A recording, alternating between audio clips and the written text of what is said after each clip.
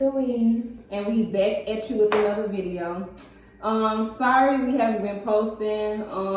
We just been going through some stuff lately, so we haven't been posting videos in a week. But as you can see, this video is story time about my sister on how it became for her to get cancer. So she's gonna tell you a hard part of her going through this whole cancer situation.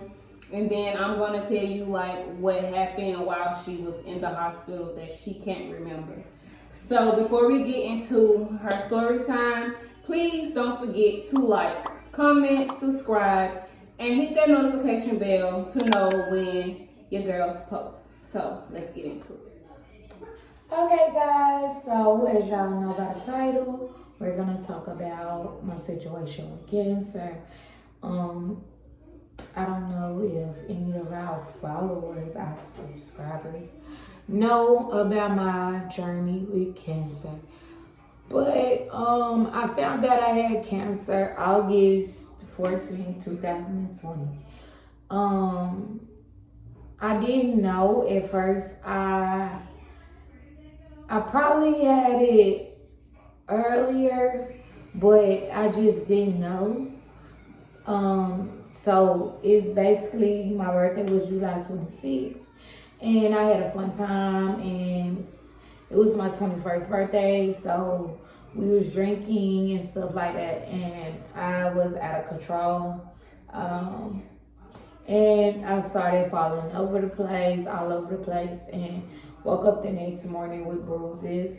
I just thought it was from me falling or whatever, but I went to the hospital one day and they told me my platelets was low.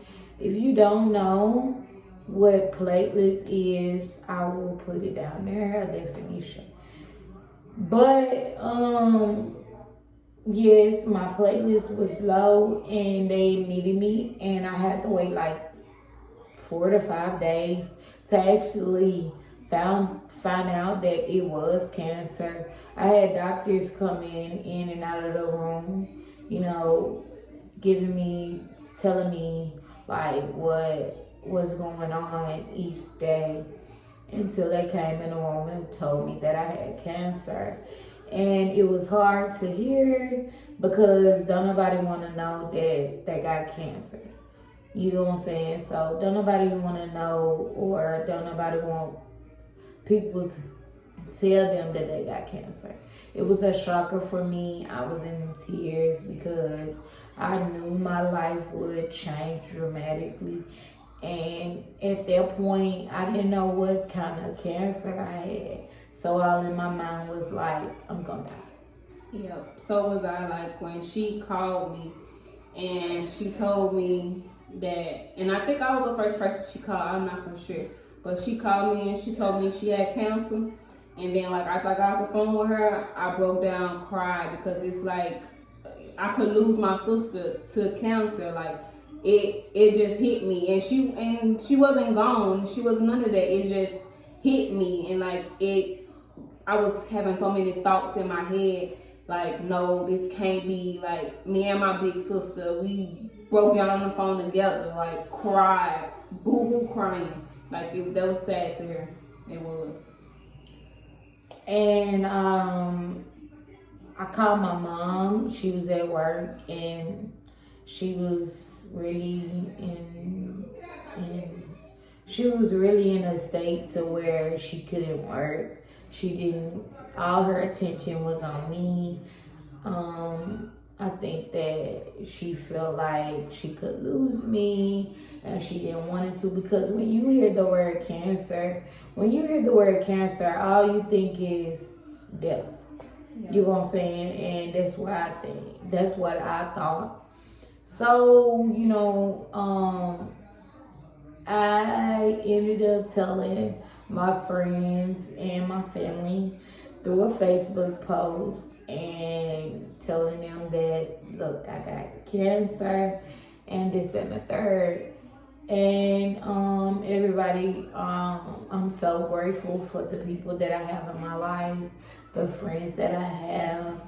my senior class. I'm thankful for them because without everyone's prayers and stuff, I wouldn't have been able to hold up as well as I did, because the doctors told me that I had leukemia.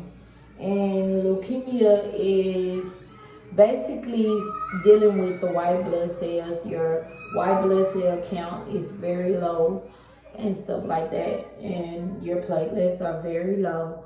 So, and they told me that I did not have the worst leukemia, so that gave me a bit of faith, and they gave me strength to know that I have cancer, but I can beat it. So she told me that I started to feel more relief. Like it wasn't like total full out relief, but because I know I still had cancer, but it was a relief that I know that it's people in the hospital that can help fight it and help me beat it. So with all that being said, I got transferred to the Children's Hospital, which helps me with my leukemia, and the right now the medicine is doing justice. It is, doing good. And so I went to the Children's Hospital and they started my chemo right away. The first 2 weeks of excuse me, the first 2 weeks of the chemo was very hard for me because it made me so tired, made me so sick to my stomach, and I didn't just like the way that it made me feel. We did have a meeting. They had a meeting with myself and my mom and dad, and they told me that my first month or two would be the hardest, because it's new medicine and I'm not used to I'm not used to the medicine. The medicine is so brand new. So got to the hospital, got my chemo, and I was sent home with medicine after medicine after medicine. And I took my medicine, and when they released me, I had already had, they had already told me that it would be tough. So I really thought I can get through it, but when I got home, I was sick every day, whether it was a headache, a stomach virus, me throwing up, or something like that. It was just bad for me, and I just really couldn't take it. I stayed in bed all the time. So like my mom, she really cooked for me, brought me something to drink, because I stayed in bed because it had took a huge toll on me.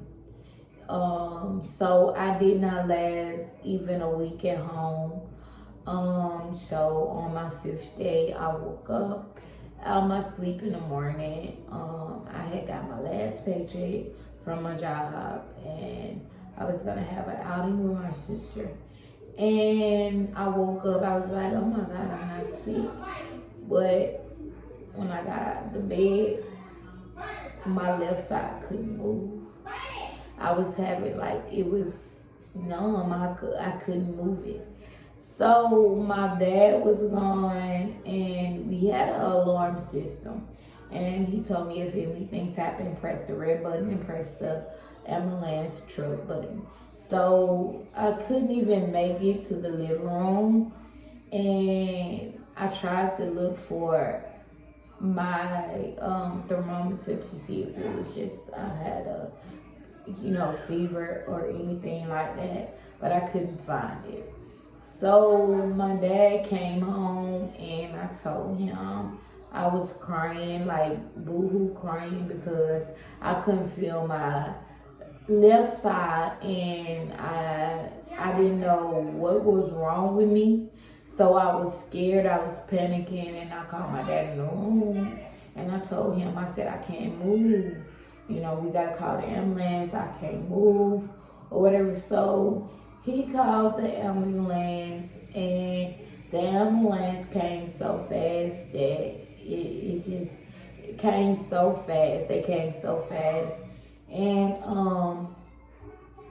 when they came, they checked my temperature, my blood pressure, and it was like everything was totally fine.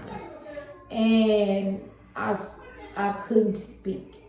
I couldn't speak when no words come out, but like I kept saying just one word over and over and over again. I couldn't speak because everything just went numb.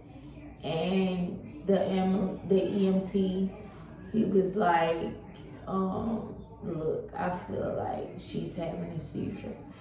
And I don't know what happened, but as soon as he said, I think she's having a seizure, I just went black. Everything went black. Like, I started shaking and I couldn't speak. And everything just, I closed my eyes and everything went black. And I don't remember anything after that. So this is where my sister come in. Okay, so it's hard. That's a hard situation to have to talk back on and remember, because I feel like I'm gonna cry right now. But so like I was like door dashing, and my dad called me and he was like, the ambulance just took your sister to the hospital. They said that she went into seizure. I need you to come get her purse and stuff and take it to her. And by the time I made it there, it was like I didn't know where hospital she was at until he told me, but I couldn't take anything up there because of the situation with this COVID situation. So after that, I just went back to go door dashing. And so later on, my auntie called me, and she was like, Kiki, your dad want me to tell you what's going on, but I don't want you to, panic and drive and can pull over, stuff like that. And I was like, can they just wait till I get there, because I have to go pick up my mama. And I was like, it gotta be something bad, because now I'm rushing, didn't even finish dropping off nobody order. I literally rushed to pick my mama up and made it to my where I was going to, but my dad went instead. So I made it to my dad's house, and my auntie was sitting on the couch, and so she was like, Kiki, I wanted to tell you that your sister is in ICU. Soon as she said ICU, I cried. I cried in her arms. I cried on her, and I was like, Auntie, I can't lose my sister. Like, I can't lose her. Like, she can't leave me. Like, I don't want her to go. Like, no, Auntie, I can't lose my sister. I said, don't tell me this, because this can't be true. Like, I don't want to lose her. So after that, I'm still crying, still boo-boo crying. Then my mom let it in. They tell my mama, she started crying, and I held her, and we just cried together. And then the next day, I got another phone call, and it was like, your sister constantly having seizures. She has a blood clot on her brain. And so my dad was on the phone with the doctors, and he was talking to him, like, getting information like he's supposed to. And kept asking, like, what's the chances of my daughter living? Like, what is the chances? Can you give me a number? And he was like, I can't give you a number. I can't tell you. All I can tell you is that she might not make it. And I just bust out the crying. Like, I cried so much, like, I just couldn't take it. And I'm like, no, my sister not finna leave me. Like, I literally text my sister every day she was in the hospital, and the video will be posted. Up here I have the screen record, so y'all can see the video. I text my sister every day, checked on her, told her I love her, told her I wanted to come see her, but I couldn't because my mama and dad was the only ones that could go because of the COVID situation. and it hurted so bad. Every day I cried. I prayed to God, like, don't take her. Please, God, don't take my sister away from me. Like, my kids love their auntie. I don't want to have to hear, Mama, where my TT? I want to see my TT. Like, that hurted me, and I cried every day, all day. And when I was finally able to see her, I was happy. She was stable enough. She couldn't really talk, but she was able to see me. And when she seen me, she was happy. She squeezed my hand. You know, I kissed her, told her I love her. And like when I was finna leave her, she cried. She didn't want to be away from me. I didn't want to be away from her. It's just like it was just hard for all of us. But everybody prayed for her. I prayed for her 12th grade class, prayed for, even though she wasn't down there. Everybody prayed for my sister. Everybody gave hope for my sister. And we did this big old praying group, me and my family. My uncle prayed, we all prayed. And like the next day we got good news. It was like, she's stable, she's opening her eyes, like she still can't move her left side. Like she was, well, her right side. So she was able to do everything else but move her right side. She still couldn't talk. Like I felt relief. Like I was so happy to hear that my sister's gonna be okay. Like my sister's still here. My sister not going nowhere. She's still gonna be right here with her family where she belongs. Like I was happy. Like it felt better. It took a lot of pressure off of me because I felt like I was gonna lose it. Like I was so depressed for them days she was in the hospital, for the days they were saying she wasn't gonna make it, until I got that good news. I was so depressed, and I was happy to like be able to see my sister, to hold my sister's hand, to kiss her, to tell her I love her, tell her that everything gonna be okay, she's not going nowhere, you know, we still here. And for the class of 20, when you graduated? 17. For the class of 2017, I really appreciate the girl who, you know, put this stuff together for my sister. I really appreciate her for that. Like, I appreciate everybody for praying for my sister. Like, I appreciate all of y'all. Like, y'all don't understand how happy I was that she had somebody and had strangers that she didn't even know, or strangers that didn't even know her like that, pray for her and like show her that people care regardless if they know you or they don't. People still care. People still gonna pray for you and be by your side. So I really thank y'all for that, because it was a lot. We went through a lot. It's hard. It's hard to talk about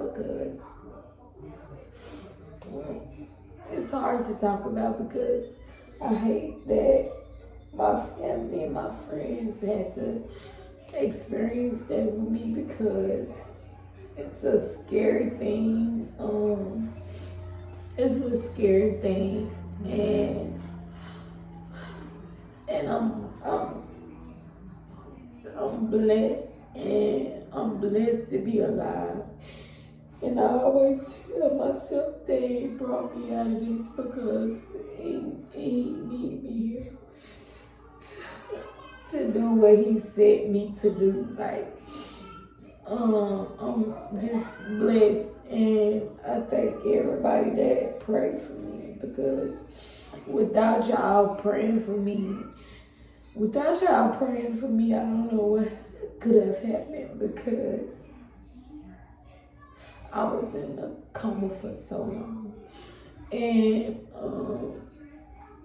I cry every time somebody tell me what they experienced, because like I said, after I got on the gurney, everything was black. I couldn't do nothing. I can't remember nothing. All I remember is what everybody's telling me that they went through when I was in the hospital bed. And when I finally woke up, I woke up to my sister. I woke up to my sister. I was so happy. I was so happy because she was the first person I saw when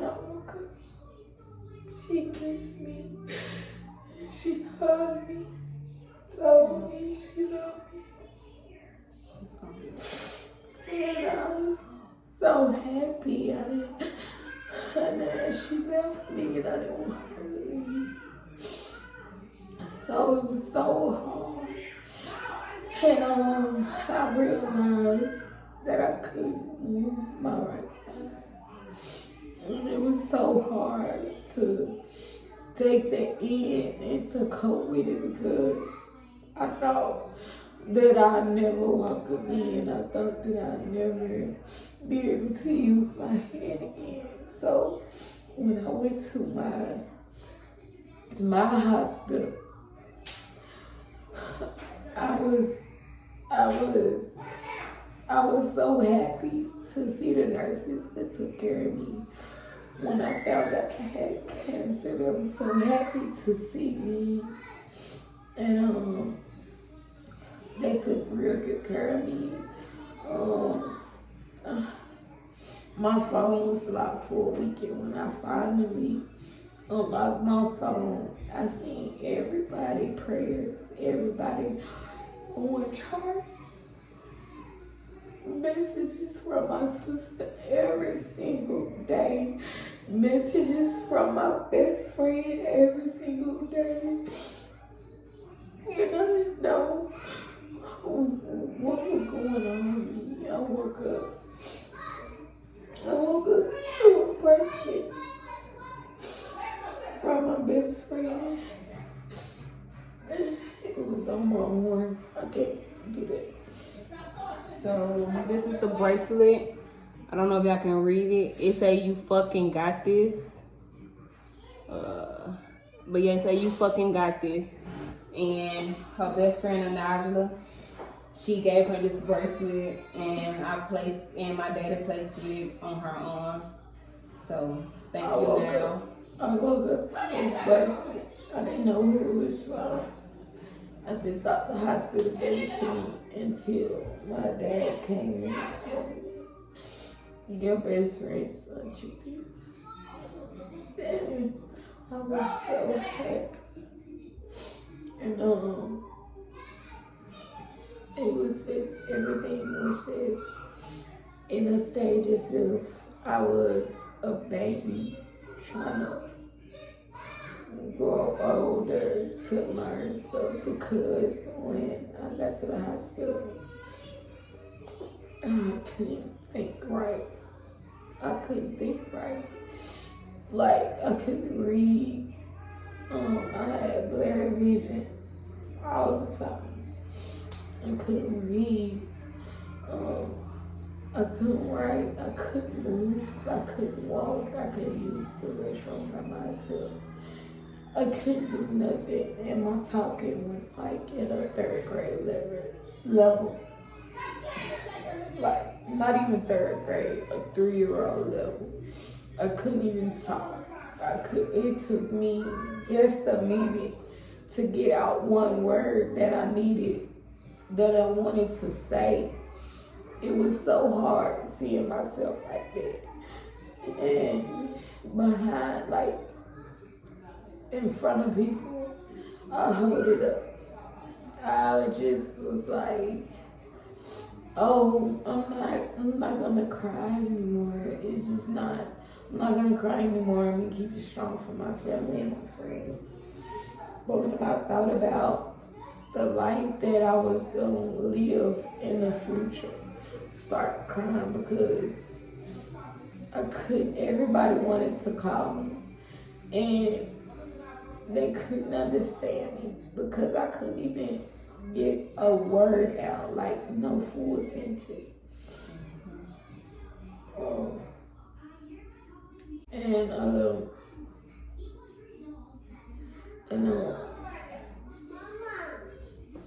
I started to progress. They had me on speech therapist, speech therapy, physical therapy, and occupational therapy. And every time they told me to write, I cried because I knew I couldn't write. I knew it was gonna be hard, and still to this day, somebody tell me to write. I cry. I feel sad because I can't do it anymore. Not for a while. And it was just a progress, but my God, oh my God, It's good. my God is good. My first week at the hospital after my coma, when I woke up, every week I progressed. Every week I was able to breathe. I was able to talk. Physical therapy. I was able to stand up from a chair, and I was able to walk, and I progressed within a month and a half. And my first week, they came in the room and they told me, they was like, you have no more bad leukemia cells in your body. And that was actually a relief to me.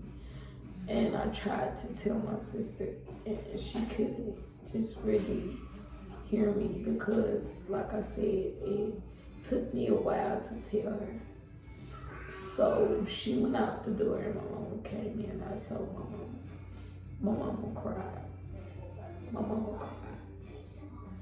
I called my sister that's in West Memphis, and she was going to a party and she was shopping. And I told her, and she walked out the store and she was crying. She was crying so hard, and she was like, somebody told me at work today it's gonna be a good day. I will hear some good news. And she was like, you told me my good news. She said, I'm finna party. I'm finna turn up. So I told them that, and my God is good because I started walking again. I started to, in progress, I started walking again. I started using a bathroom on my own. For a while I had a bath bench, and I learned how to get in the tub on my own at my uncle's house. I started to move my hand, my right arm. I started to move my right arm. It's not normal, but it is functional. It's not normal, but it is functional. I just started to feel like myself again. And that was one of my biggest achievements, was to feel like myself again. But in the hospital after my stroke, I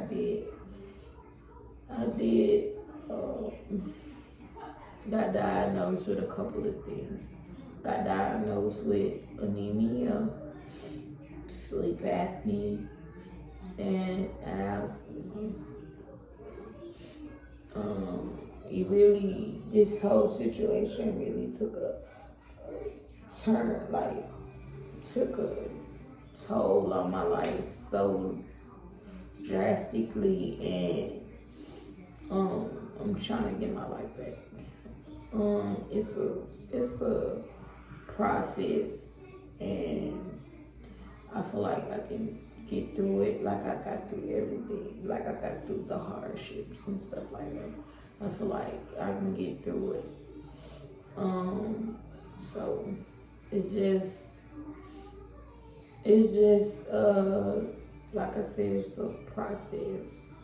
I am truly blessed for the people that I have in my circle. The people that were strangers to me and still help me. And I thank God for my nana. I thank God for my nana. Rest in peace. She didn't even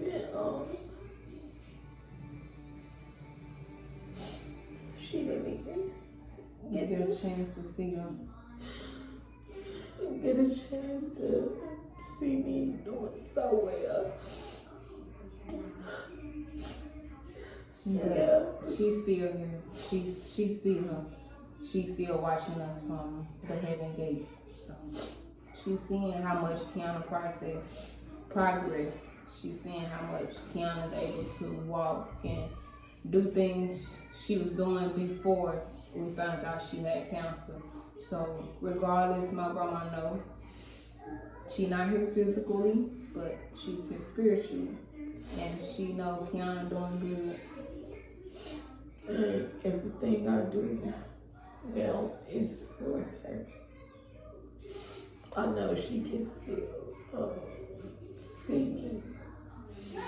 me holding up, and to see me progress, see me doing better than what I was. She wasn't fighting cancer alone because we all was fighting with her. Me, my mom, my sister, and my dad. We all was in this together. Like, we looked at it, she had cancer, we had it too, because we was all here. We was all stuck by her side. We wasn't going nowhere. We was making sure we knew everything about her every day, every night. We called, we checked on her, we had updates. Like, it wasn't a day that we went without calling to make sure she was good, make sure that nothing else, happened. So it was good to know that she was coming up out of the coma. She was physically, here, and it was good. It was good to know. Like, my sister's still here. We still gonna be here together. It's like she ain't going nowhere no time soon. We still gonna fight this for the next 2 years. And I thank God for the best friend that He allowed me to have 8 years with friendships and laughter and smiles, because she was here with me through every step of the way. Like, she was here. She always texted, because she don't like talking on the phone, but she always texted. And she always texted me like she was crying. She was like, I feel like it's me. And I always try to be strong and tell her I'm not crying, so you don't have to cry. But I thank her for being here, especially when I was in my hardest stages of not feeling like myself, and especially when I was not able to walk or able to talk. And she was here with me. She always checked up with my mom, and that's what best friends are for. This cancer journey was hard, emotional, happy,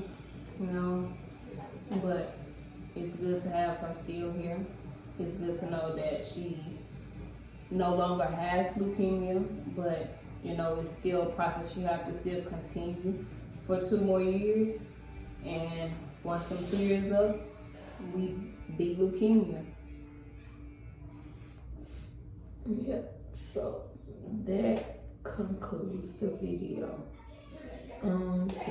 So please make sure to like, comment, and subscribe, and hit the notification bell to be notified when we post again. Thanks for watching. Peace.